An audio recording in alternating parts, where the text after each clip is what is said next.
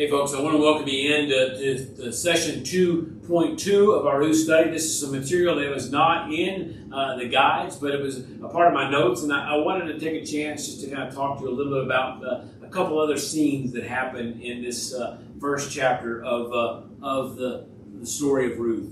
The third scene we might look at, and we might call it about being forgotten or forgetting the things that happen. In that story in Ruth 1:19, we find that both of them, that's Naomi and Ruth, went along until they arrived at Bethlehem. When they arrived at Bethlehem, the whole town was excited on account of them, and the women of the town came and said, "Can this be Naomi?"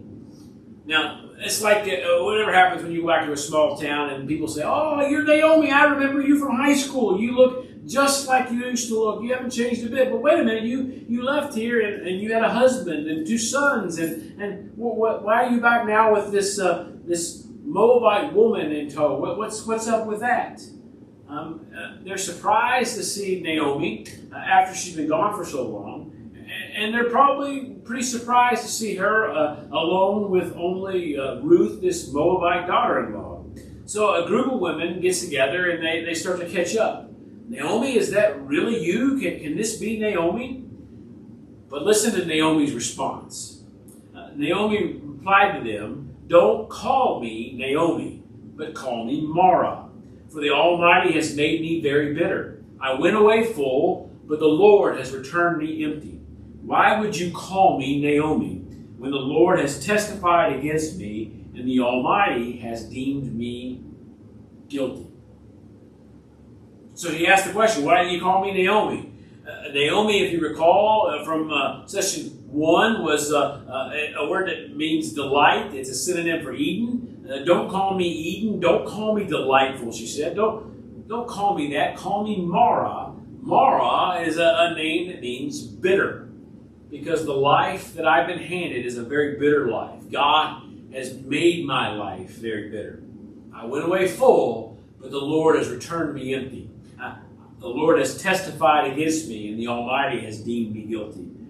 In other words, it's God's fault, Mara, or Naomi, says at this point. Really, she draws 2 conclusions right here in this part of the chapter. She says that my name no longer fits. I cannot be delightful. I cannot be Eden. I cannot be blessed in that way. Don't call me that name anymore. And then she's also, choosing another name, has decided that God is responsible, that God has somehow punished me. And I think that's an important thing. The second conclusion that she makes is a conclusion that she actually repeats 4 times. Now, in Hebrew, when you read Hebrew, and I used to be able to do that when I was a seminary student some 30 plus years ago, I can no longer kind of open up my Hebrew Bible and read it like I used to. But in the Hebrew, there's no punctuation marks really in ancient Hebrew, and so there were no exclamation points to show emphasis. So they would repeat things, and here Naomi repeats this, Mara repeats this 4 times that she is blaming God for this. It's like underlining or putting something in bold. It's like if you text your kids or your grandkids or a younger generation and say something and you text in all caps. They're going to interpret that you're yelling at them, because that's the meaning of that phrase in that generation. It's a way in which we emphasize something in our writing, in our speaking. And so I think that's important for us to understand. In Hebrew, they did it with repetition. And Naomi repeats her blaming of God and her need for being called something different 4 times in this section. In scene 1, Naomi despairs because of her suffering, and then she begins to draw some meaning from her suffering. In scene 3, Naomi continues to draw conclusions from the meaning, conclusions to the story that she's been telling herself, conclusions that will start to redefine herself even before she sees where God is involved in all this. Before we go on and move on to the 4th final scene, I think it's important that we think about the stories that we tell ourselves. because the stories that I tell myself about how things happen to me and why things happen are ways in which I provide meaning to the events that I'm telling the story about. If you were to ask my wife Heather and I to talk about how we met, we might tell the story slightly different. She might emphasize something, and I might emphasize something different. And it's not that either one of us are telling a falsehood about this story. It's just that the events of the story may have been more meaningful to her in one sense, or more meaningful to me in another sense. The same is true whenever you get together with family or friends and start recounting stories and talk about the ways in which those stories are impactful or meaningful for your life. The story we tell ourselves begins to determine how we think about stuff. The story we tell ourselves about God helps us understand how we understand who our God is, and thus who we are in light of who our God is. Another way to look at this on a biblical sense is to think about the fact that there are four Gospels: Matthew, Mark, Luke, John. They all have some of the same stories in them, but some of them tell different parts of the story. Some emphasize different themes within those stories. And it's not that I think that one of them is right and one of them is wrong. I think the people they're telling the story to, and for them, certain events that happen are more meaningful than they were to somebody else. And that's always true for all of us. We all find stories more meaningful in one way than somebody else might find. And that's why we often tell stories different than we might.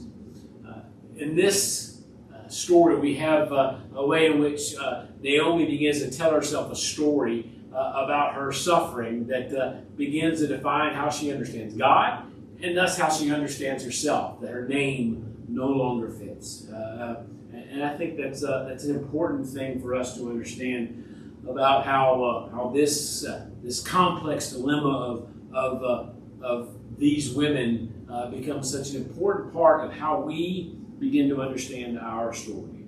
We are changed, I think, by the story we believe, which is another way of saying about our theology. The story we believe is our theology of a God. We tell ourselves stories to make sense of our lives. We take difficult and painful events and fit them into some narrative that helps us begin to figure these things out. We need a plot, a story to somehow make sense of what we're experiencing and to piece it all together. And the thing that changes us, our self-storytelling, most often is the suffering that we experience and the ways we talk about those experiences. Psychologist David Benner writes, ultimately we need a meaning enough to make our suffering sufferable. Our suffering sufferable. The stories we tell ourselves and the way we interpret those stories for us help us endure the suffering, the chaos in our lives. This is the crucial test of any life and finding meaning in it. It is for us, it's a way in which we are helped to live life in an abundant way. For us to do that, we have to learn to cope with suffering and to tell ourselves a more positive story about that and interpret those events in a way that allows for hope and for God to be involved in those stories on the redemption side, not on the causing side. As we think about this, Jesus makes a kind of a confusing promise near the end of his time here. He says, I says to his disciples, I've said all these things to you while I'm with you so that you can have peace in me. But in the world, you're going to have distress, you're going to have trouble, you're going to have suffering, depending on the translation you read. But be encouraged, he says, I have conquered the world. So it's kind of a thing. Jesus says, in this world, you're going to have distress or trouble. How could Jesus be so confident about that? Because that's the story he understands and tells us that he believes is meaningful for our lives. Because in the biblical story, God created us in Eden in the beginning, a heaven on earth kind of place, and it was only good and always good. God told one story, and the serpent told another. Humanity believed the serpent, and the world we know is the product of believing that story over against believing the story that God was telling us. And so that's why we talk about these stories and why they're so important, why it makes a difference. I'm not saying that suffering is the direct result of any individual's sin that happens. What I am saying is that because we live in a sinful, fallen world, a world outside of Eden, a world in chaos, there are consequences to our actions. Death and sin have infected the very world in which we live in. And all the suffering that we endure is a symptom of sin. The world we chose, not the world that God created. In this world, Jesus says, you will have trouble. But that's not where Jesus stops. But take heart, he says, I have overcome the world. How did Jesus overcome the world? By his own suffering on the cross, which overpowered every trouble that you and I might ever face, even death. Ultimately, we need a meaning strong enough to make suffering sufferable. Jesus, and only Jesus, offers us a glimpse of God who meets us in the midst of your suffering by suffering alongside of us. Jesus makes a way through my suffering through his own suffering. Suffering was never a part of God's plan, but because suffering is a part of our world, God made a way for us through that suffering. In the very biblical story we tell ourselves, we are finding the story of God's great plan of redemption to suffer on our behalf and to die on our behalf. And I think that's an important part of our story of understanding ourselves. I want you to understand that as we begin to tell the story of Ruth, we're telling a larger story that begins to happen to help us better understand what's going on. Now, what we've done the first session, and we'll do it kind of each of the sessions till we get to the end, is that we'll skip ahead and look kind of a glimpse ahead of how the story ends. I don't know if you ever do that when you read a book, but sometimes when things seem to get real chaotic and real unnerving, you want to flip to the end to find out, does this guy survive?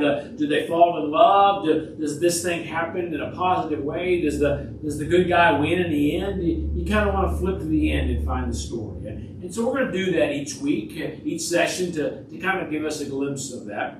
And at the end of the story, we check in on the end of the story, the very last line of dialogue in the whole drama. It says that Naomi took the child and held him to her breast, and she became his guardian. The neighborhood woman gave him a name, saying a son has been born to Naomi. Here we are again at the last line of dialogue before the story ends. And the last thing we hear is saying Naomi has a son. How does Naomi has a son? Isn't it Ruth's baby? Ruth is the mom. Naomi is the grandmother, sort of, I guess. Twice removed, whatever we might say, however we might, genealogists might describe that. To say that Naomi has a son is the author of Ruth claiming that this whole story that we tell ourselves in the book of Ruth is the story of Ruth's redemption. In the opening scene, Naomi is childless, a hopeless widow whose family has been ripped apart by chaos. In the closing scene, we see her holding new life, clinging to her in the midst of chaos. She blamed God for everything, but the good news of the story is we find that she did not ultimately push God away and was graciously redeemed by him because God was committed to her in the midst of all of this story. God's desire is to redeem your chaos, and it's greater than your desire to experience redemption. And did you notice who's speaking here? The neighborhood women, once again, are talking. Naomi has a son. These are the very same women who greeted Naomi and Ruth when they came back to town. Can this be Naomi? Could this be Delight? We don't see these women again in the story, but from that point in the beginning of them coming back to town and the end of this narrative of the story, Naomi has a son. There is delight in her again. You see, Naomi might have blamed God for her suffering, but she was clear about crying out to him and allowing him to still be a part of her story. She didn't run from God. She stayed, and that gave God a chance to redeem her pain. It's a great story, a story of the redemption of the whole world, and wrapped up the whole Bible story in 4 chapters and 3 characters. And as each session we go a little deeper into the story, we'll begin to look and find important parts of this story and how it might tie into our story of redemption and how God redeems you and me in our lives. Next week, session number 3, we're going to meet our 3rd main character. We're going to start to meet Boaz and find out a little more about how he becomes an important character in the story of God's redemption.